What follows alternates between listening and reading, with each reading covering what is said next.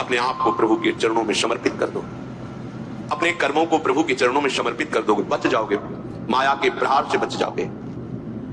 प्रभु कहते हैं जो शुभ शास्त्र के विधान के अनुसार कर्म किया गया और अशुभ जो शास्त्र के प्रतिकूल आचरण बन गया है वो भी सब मैं संभाल लूंगा, तुम केवल मेरी शरण में हो जाओ, तुम्हें नहीं भोगना पड़ेगा। भगवान कह रहे हैं अगर बुद्धि ही खराब है तो भगवान की बात समझ में कैसे आएगी।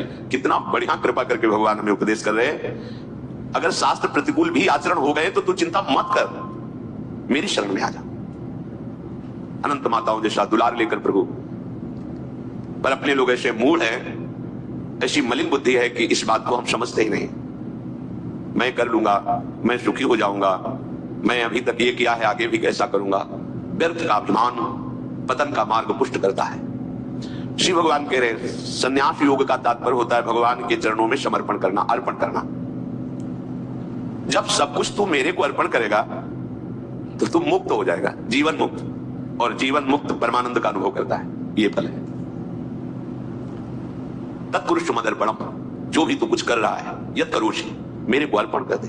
बचा रहे हैं भगवान, बच जाओ, कर्म दोष, कर्म बंधन, जन्म मृत्यु, इससे बिल्कुल बचने का उपाय भगवान बता रहे हैं। पर इतनी मलिनता है हमारी बुद्धि में कि अभी सुनेंगे फिर भूल जाएंगे, अर्पण करने की भावना ही नहीं बन पा रही। एक स्थिति आती है जिसमें अर्पण करने का भी भाव नहीं रह जाता, क्योंकि अर्पण करने वाला ही नहीं बचा तो क्या अर्पण करें।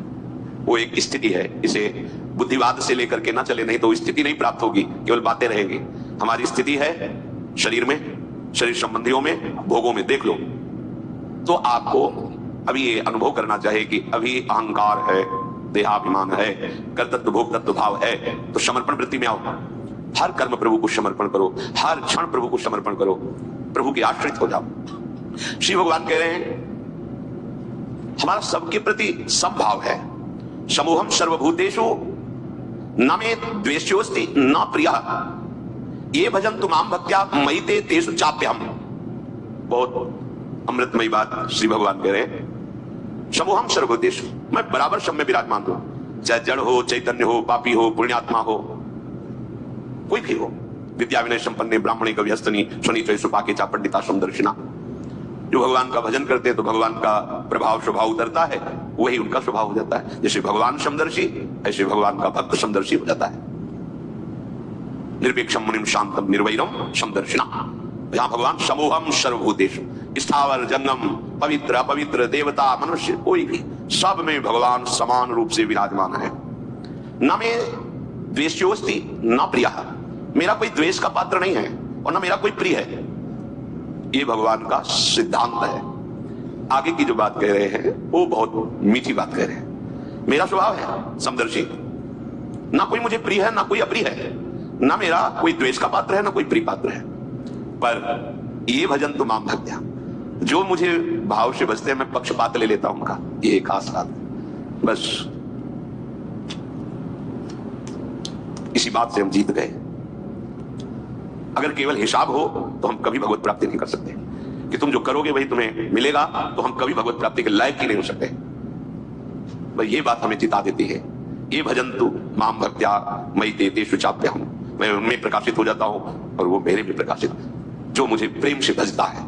अब प्रेम है कि नहीं ये तो पता नहीं, पर प्रभु के सिवा और कोई है नहीं। वही जीवन है, वही हमारे सब हैं। राधा राधा राधा, इससे जीत गए। अगर हमारे हिसाब में देखा जाए तो ऐसा कोई तप सृष्टि में नहीं है जो भगवान को खरीद सके, ऐसा कोई सिद्धांत नहीं जो भगवान को अधीन कर सके। जैसे मां मेरा बच्चा है ऐसा मान करके हर समय आंतरिक दृष्टि रखती है, जरा सा भय उपस्थित होने पर आगे खड़ी हो जाती है, ये तो एक अंश का वात्सल्य है, वो वात्सल्य समुद्र है। बस इसी बात से हम जीत गए।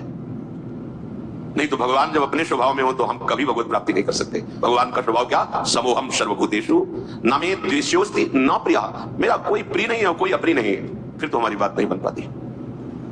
अगर हमारी बात बनी है तो उनके दुलार से बनी है। उनका दुलार कैसे अनुभव में आया, कैसे आता है? अपनापन करने से। मेरे प्रभु जैसे भी है हम आपके हैं नाथ, अब आपके सिवा हमारा कोई सहारा नहीं। और ये बात जब वाणी से हृदय में उतर जाती है तो फिर जो चमत्कार जीवन में होता है वो किसी और साधन से नहीं होता है। मृत्यु से बचने के लिए बड़े बड़े उपाय किए जाते हैं। जब हार हो जाती है उपायों की तब ये बात ध्यान आती है कि है कोई ऐसा जो मुझे बचा सकता है। नहीं, जीव का ऐसा स्वभाव बन गया है कि वो पहले भगवान की शरण होता ही नहीं है। वो जब तक हार नहीं जाता तब तक भगवान की शरण नहीं होता है। ये पक्की बात है, ये स्वभाव है उसका। आखिरी दम तक वो तिनके का भी सहारा लेने की कोशिश करेगा।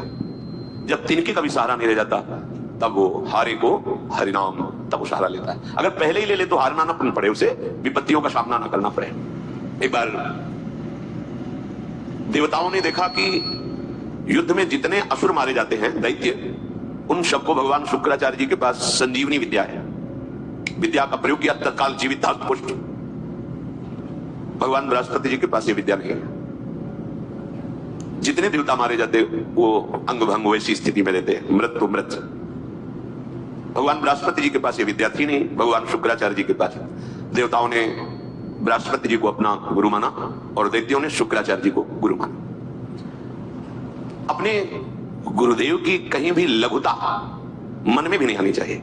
इसलिए देवताओं ने कभी बृहस्पति जी से ये प्रार्थना भी नहीं की कि आप संजीवनी विद्या सीख लीजिए, हम लोगों को दिलाने, कभी प्रार्थना नहीं की। गुरु महिमा है। पर उनके बड़े पुत्र का नाम कच्छ था।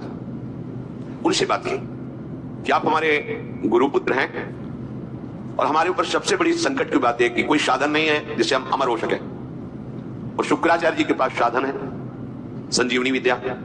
कोई भी असुर नहीं, जो भी मरा उसको तत्काल जीवित कर दिया।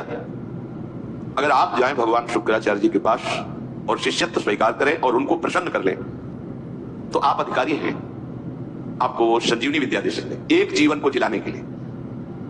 अपनी जो परा विद्या है कि जन्म मरण का चक्र ही रोक करके श्री जी के पास प्राप्ति कराने वाली ये परा विद्या है। जिनसे संजीवनी विद्या प्रकट हुई है उनकी भी संजीवनी है हमारी लाडली जो। जैसे ही हरिवंश मदन सर जर्जर विथिकित श्याम सजीवन मूली, दिव्य प्रमोद रस सार निजांग संग पीयूष बीच निचयंती कंदर्प कोटि सर मूर्छित नंद सोनु संजीवनी जयति कापि निकुंज देवी। ये जो अपने पास विद्या है ना, ये परा विद्या है। करोड़ों संजीवनी विद्या इसके समान नहीं, क्योंकि हमारी लाडली जो अनंत ब्रह्मांडों के ईश्वर भगवान श्री कृष्ण की भी संजीवनी मूरी है। संजीवनी जयति कापि निकुंज देवी।